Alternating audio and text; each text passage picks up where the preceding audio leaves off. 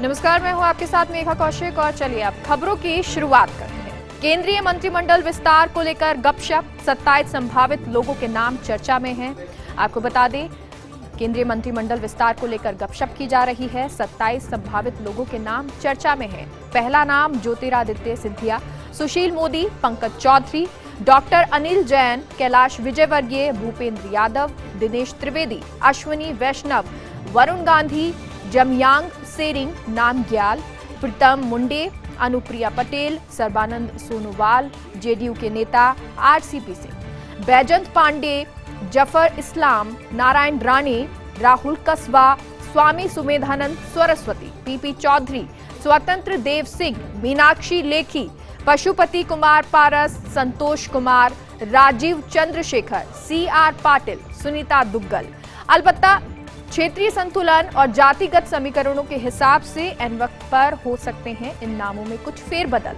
अब हर किसी को राष्ट्रपति भवन के शपथ ग्रहण समारोह की सूचना का इंतजार है। तो ये वो सभी नाम हम आपको बता रहे हैं जो केंद्रीय मंत्रिमंडल में शामिल हो सकते हैं, क्योंकि केंद्रीय मंत्रिमंडल विस्तार को लेकर गपशप शुरू हो गई है। 27 संभावित लोगों के नाम चर्चा में हैं और ये नाम भी हम आपको बता रहे हैं। पहला नाम ज्योतिरादित्य सिंधिया का आ रहा है, सुशील मोदी का नाम, पंकज चौधरी का नाम, डॉक्टर अनिल जैन, कैलाश विजयवर्गीय का नाम भी सामने आ रहा है, भूपेंद्र यादव का नाम सामने आ रहा है, दिनेश त्रिवेदी, अश्विनी वैष्णव, वरुण गांधी, जमयांग सेरिंग नामग्याल का नाम भी सामने आ रहा है। तो वहीं प्रीतम मुंडे का नाम भी सामने आ रहा है।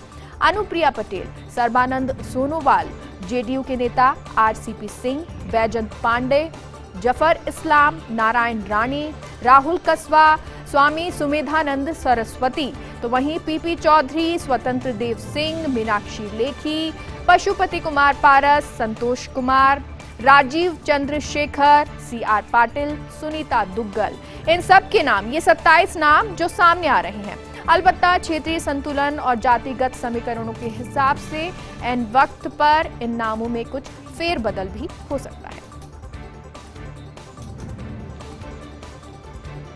आगे बढ़ते हैं। गहलोत पायलट विवाद में अब कमलनाथ ने भी हाथ खड़े कर दिए हैं। जी हां, गहलोत पायलट विवाद में अब कमलनाथ ने अपने हाथ खड़े कर दिए हैं। कमलनाथ नहीं बनेंगे राजस्थान मामले में मध्यस्थ। उनके करीबी जानकारों ने बताया, कमलनाथ अन्य मसलों में बहुत व्यस्त हैं। एमपी में उन्हें 1 लोकसभा और 4 विधानसभा उपचुनावों की रणनीति बनानी है। उधर राहुल गांधी ने उन्हें सौंप दिया है कर्नाटक का टास्क। कर्नाटक की कांग्रेस में भी इन दिनों उथल पुथल मची हुई है। कमलनाथ ने कर्नाटक में मोर्चा संभाला हुआ है। साथ ही 10 जनपद के कहने पर वे जुड़े पंजाब घटनाक्रम से भी। राजस्थान की कांग्रेस अंदरूनी मसलों में पड़ना नहीं चाहते हैं कमलनाथ। तो राजस्थान की कांग्रेस के जो अंदरूनी मसले हैं उसमें कमलनाथ नहीं पड़ना चाहते हैं और इसलिए गहलोत पायलट विवाद में अब कमलनाथ ने भी अपने हाथ खड़े कर दिए हैं। कमलनाथ अब राजस्थान मामलों में मध्यस्थ नहीं बनेंगे। उनके करीबी जानकारों ने कमलनाथ अन्य बेहद मसलों में व्यस्त हैं, ये बताया है उनके करीबी जानकारों ने। एमपी में उन्हें 1 लोकसभा और 4 विधानसभा उपचुनावों की रणनीति बनानी है, ऐसा कहना है। उधर राहुल गांधी ने उन्हें कर्नाटक का टास्क भी सौंप दिया है। कर्नाटक की कांग्रेस में भी इन दिनों काफी उथल पुथल मची हुई है। कमलनाथ ने कर्नाटक में मोर्चा संभाला हुआ है और साथ ही 10 जनपद के कहने पर वो पंजाब घटनाक्रम से भी जुड़े हैं और राजस्थान की कांग्रेस के अंदरूनी मसलों में अब कमलनाथ नहीं पड़ना चाहते हैं। घूसखोरों पर कसता जा रहा है एसीबी का शिकंजा। जी हां, घूसखोरों पर एसीबी का शिकंजा कसता जा रहा है। आज कोटा के सांगोद थाने का कांस्टेबल दिनेश मीणा ट्रैप किया गया। साले के जरिए 11,000 रुपए की घूस लेते रंगे हाथों गिरफ्तार किया गया है। धोखाधड़ी के केस में गिरफ्तार करने की धमकी देकर ये घूस मांगी थी। वहीं घूसखोर लेबर कमिश्नर प्रतीक झांझड़िया केस में अब पर्दे खुल रही हैं। घर की सुबह 5 बजे तक तलाशी चली, उसमें नकदी और जमीन के कागज मिले हैं। वहीं 5,37,000 की नकदी मिली है। 4 भूखंडों के दस्तावेज मिले हैं। वहीं साइन किए हुए 5 खाली चेक भी मिले हैं। लेन देन के कच्चे हिसाब की डायरियां समेत मिले कई अहम दस्तावेज। वहीं करौली श्रम कल्याण अधिकारी रमेश मीणा के घर मिले 10,83,000 37,000 रुपए। तो ये एसीबी की कार्रवाई, और इस एसीबी की कार्रवाई में एसीबी का शिकंजा कसता हुआ नजर आ रहा है, जहां आज कोटा के सांगोट थाने का कांस्टेबल दिनेश मीना, जिसे ट्रैप किया गया, साले के जरिए 11,000 रुपए की घूस लेते हुए इसे रंगे हाथों गिरफ्तार किया गया है। वहीं धोखाधड़ी के केस में गिरफ्तार करने की धमकी देकर इसने घूस मांगी थी। वहीं घूसखोर लेबर कमिश्नर की बात करें प्रतीक झांझड़िया की, उस केस की भी अब परतें खुलती जा रही हैं। घर की सुबह 5 बजे तक तलाशी चली, जिसमें नकदी और जमीन के कागज मिले। क्या कुछ था? 5 लाख रुपए, 37,000 की नकदी, वहीं 4 भूखंडों के दस्तावेज मिले हैं। साइन किए हुए 5 खाली चेक भी मिले हैं। लेन देन के कच्चे हिसाब की डायरियां समेत कई अहम दस्तावेज मिले हैं। करौली श्रम कल्याण अधिकारी रमेश मीणा के घर मिले हैं 10,83,000 रुपए। आगे बढ़ते हैं। राज्यपाल कलराज मिश्र के माउंट आबू प्रवास से जुड़ी हुई ये खबर, जहां आज ग्रीष्मकालीन राजभवन में राज्यपाल से मिले कई गणमान्य। पूर्व मुख्य सचेतक रतन देवासी मिले हैं। पर्यावरणविद डॉक्टर अरुण शर्मा मिले हैं। जनजातीय विश्वविद्यालय बांसवाड़ा के कुलपति डॉक्टर इंद्रवर्धन त्रिवेदी ने मुलाकात की है। राजभवन में राज्यपाल कलराज मिश्र से ये शिष्टाचार मुलाकात हुई है। राज्यपाल को पर्यावरणविद डॉक्टर अरुण शर्मा ने अपनी लिखी पुस्तकें भेंट की हैं। माउंट आबू के इतिहास और यहाँ के पर्यावरण के बारे में जानकारी दी है। कुलपति डॉक्टर त्रिवेदी ने यूनिवर्सिटी द्वारा किए गए नवाचारों से अवगत कराया है। तो ये खबर आपको बता रहे हैं, जहां शिष्टाचार मुलाकात हुई है। राज्यपाल कलराज मिश्र के माउंट आबू प्रवास से जुड़ी ये खबर आपको बता रहे हैं, जहां आज ग्रीष्मकालीन राजभवन में राज्यपाल से मिले कई गणमान्य। आपको बता दें, पूर्व मुख्य सचेतक रतन देवासी, पर्यावरणविद डॉक्टर अरुण शर्मा, जनजातीय विश्वविद्यालय बांसवाड़ा के कुलपति डॉक्टर इंद्रवर्धन त्रिवेदी ने मुलाकात की है। वहीं राजभवन में राज्यपाल कलराज मिश्र से शिष्टाचार इनकी मुलाकात हुई है। राज्यपाल को पर्यावरणविद डॉक्टर अरुण शर्मा ने अपनी लिखी पुस्तकें भेंट की हैं। माउंट आबू के इतिहास और यहाँ के पर्यावरण के बारे में जानकारी दी। कुलपति डॉक्टर त्रिवेदी ने यूनिवर्सिटी द्वारा किए गए नवाचारों से अवगत कराया है। आगे बढ़ते हैं। लोकसभा स्पीकर ओम बिरला संसदीय क्षेत्र कोटा बूंदी के दौरे पर। लोकसभा स्पीकर ओम बिरला संसदीय क्षेत्र कोटा बूंदी के दौरे पर हैं। आज केशोरायपाटन विधानसभा क्षेत्र के कई गांवों का उन्होंने दौरा किया है। लेसरदा में कोरोना प्रभावित 4 परिवारों से मिलकर उन्होंने शोक भी जताया। कोरोना से निधन हुए शोक संतप्त परिवार को उन्होंने ढांढस बनाया है। कोरोना प्रभावित परिवारों को हर संभव मदद का भरोसा भी उन्होंने दिलाया। क्षेत्र के हाली, हेड़ा, अरनीठा, कापरेन में भी परिवारों से बिरला मिले। बिरला ने बोरम दामाल में पौधारोपण कार्यक्रम में भी शिरकत की है। विधायक चंद्रकांता मेघवाल सहित अन्य पदाधिकारी भी इस दौरान मौजूद रहे। तो ये खबर आपको बता रहे हैं, जहां बिरला संसदीय क्षेत्र कोटा बूंदी के दौरे पर रहे हैं और आज केशोरायपाटन विधानसभा क्षेत्र के कई गांवों का उन्होंने दौरा भी किया है। लेसरदा में कोरोना प्रभावित 4 परिवारों से मिलकर उन्होंने शोक जताया। कोरोना से निधन हुए शोक संतप्त परिवार को उन्होंने ढांढस बनाया है। तो वहीं कोरोना प्रभावित परिवारों को हर संभव मदद का उन्होंने भरोसा जताया है। क्षेत्र के हाली, हेड़ा, अरनीठा, कापरेन में भी परिवारों से बिरला मिले हैं। बिरला ने आगे भी लोगों से मुलाकात की। बोरदामाल में पौधारोपण कार्यक्रम में भी उन्होंने शिरकत की। इसके अलावा विधायक चंद्रकांता मेघवाल सहित अन्य पदाधिकारी इस दौरान मौजूद रहे।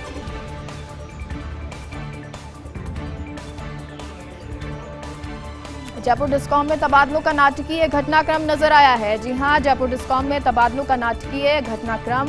1 दर्जन से अधिक अधीक्षण अभियंताओं के तबादले आदेश निरस्त कर दिए गए हैं। डिस्कॉम प्रशासन ने निरस्त किए ये आदेश। डिस्कॉम प्रशासन ने कल ही बड़ा प्रशासनिक फेरबदल किया था। जयपुर शहर और जयपुर ग्रामीण समेत 5 सर्किलों में ये मुखिया बदले थे, लेकिन उच्च स्तर से मिले निर्देश के बाद आनन फानन में ये तबादले रद्द कर दिए गए। तो ये बड़ी खबर आपको बता रहे हैं, जहां जयपुर डिस्कॉम में एक घटनाक्रम नजर आया है। नाटकीय घटनाक्रम ये है।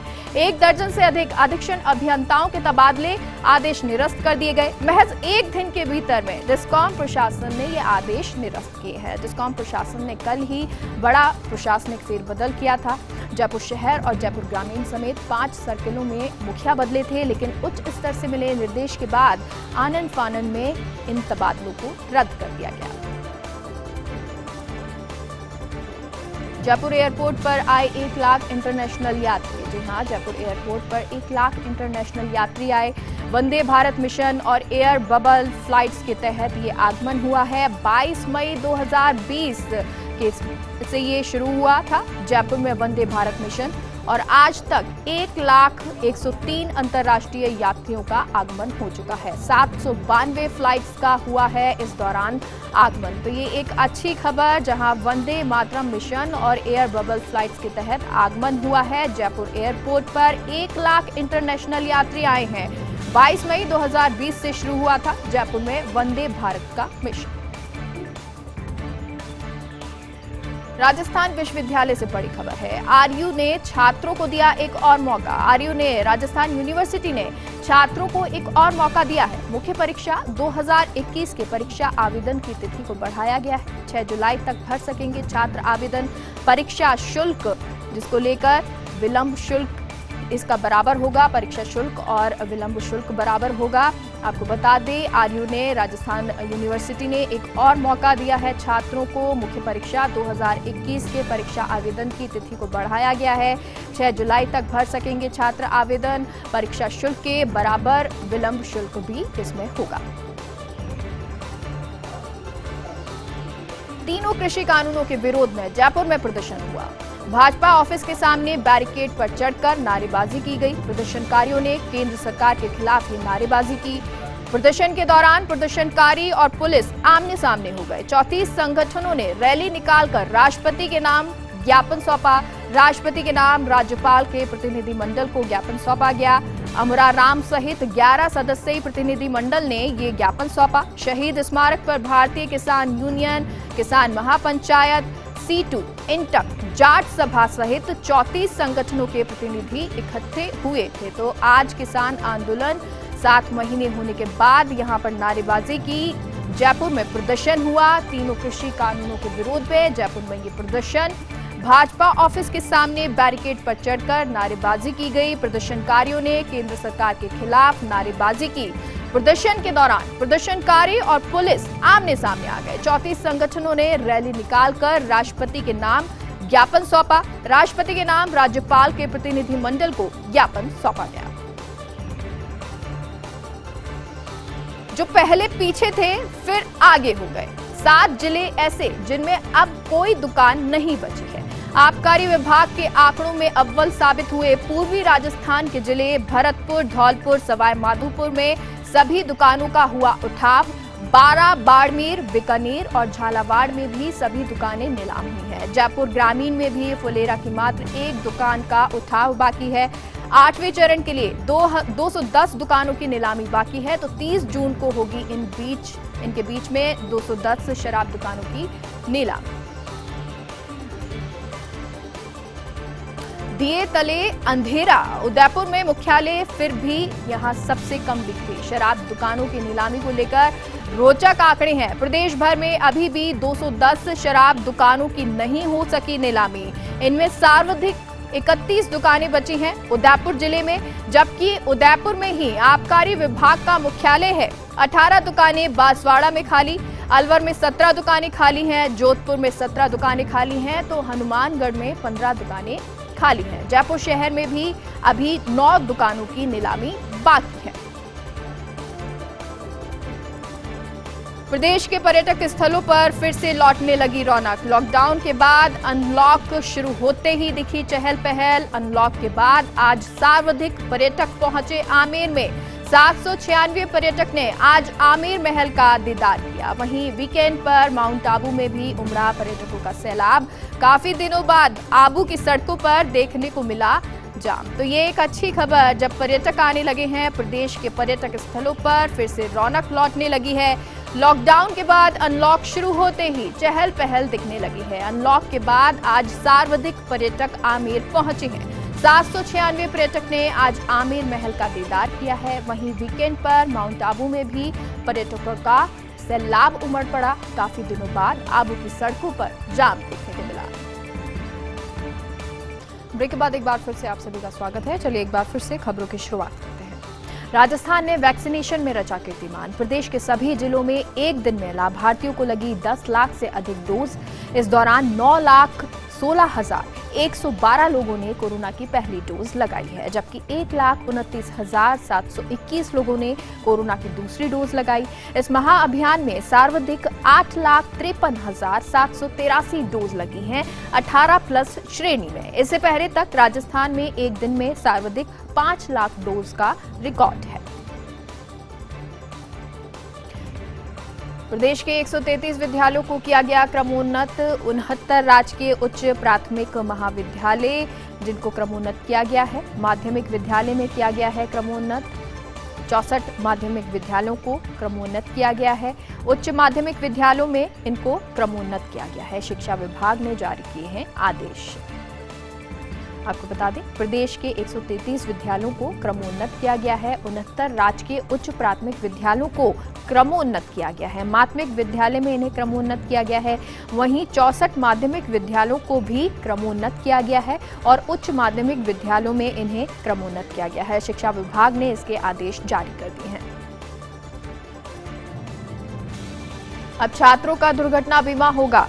सरकारी स्कूल में 5 और 10 रुपए में होगा बच्चों का दुर्घटना बीमा। कक्षा 9 से 12वीं तक के बच्चों का दुर्घटना बीमा होगा। छात्रों के लिए 10 रुपए और छात्राओं के लिए 5 रुपए में यह दुर्घटना बीमा होगा। विद्यार्थियों का होगा 1 लाख रुपए का बीमा धन। प्रीमियम राशि का भुगतान करना होगा विद्यार्थियों को। शिक्षा विभाग ने इसके आदेश जारी कर दिए हैं और इस संबंध में प्रदेश के सभी डीईओ को दिशा निर्देश जारी कर दिए गए हैं।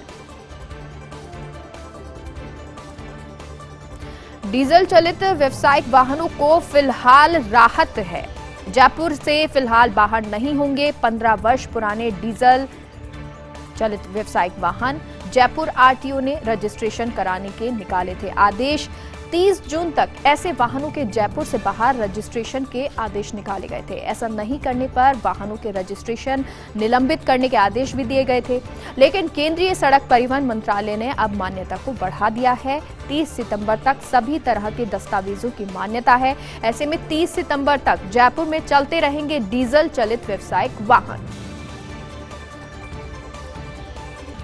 महंगाई की पटरी पर तेज रफ्तार से दौड़ रहे पेट्रोल डीजल। 54 दिन में पेट्रोल 8 रुपए 4 पैसे और डीजल 8 रुपए 52 पैसे महंगा हुआ है। तो कोरोना संकट के दौर में आम आदमी की जेब तराश रही तेल कंपनियां। अंतर्राष्ट्रीय बाजार में कच्चे तेल की कीमत चढ़ने का भी असर नजर आया है। अंतर्राष्ट्रीय बाजार में कच्चे तेल की कीमत $75 प्रति बैरल है। ऐसे में देश में तेल कंपनियां अभी और बढ़ा सकती हैं दाम। आज पेट्रोल 104 रुपए 81 पैसे तो डीजल 97 रुपए 72 पैसे के उच्चतम स्तर पर है। तेल की कीमतें बढ़ने से खाद्य, निर्माण और अन्य जरूरी वस्तुएं भी महंगी हुई हैं।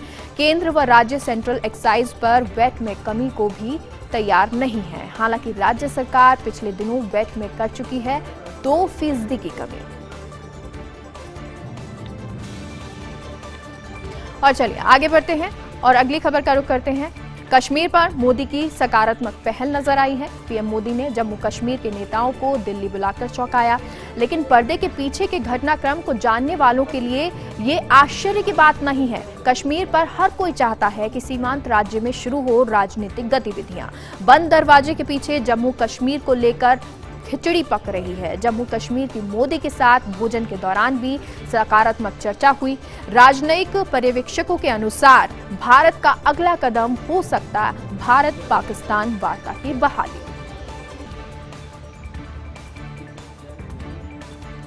कैलाश विजयवर्गीय ने दी सीएम बदलाव की चर्चा को हवा। गाहे बगाहे चलती रहती हैं एमपी में सीएम बदलने की चर्चा। भाजपा के महासचिव कैलाश विजयवर्गीय से पूछा गया यही सवाल।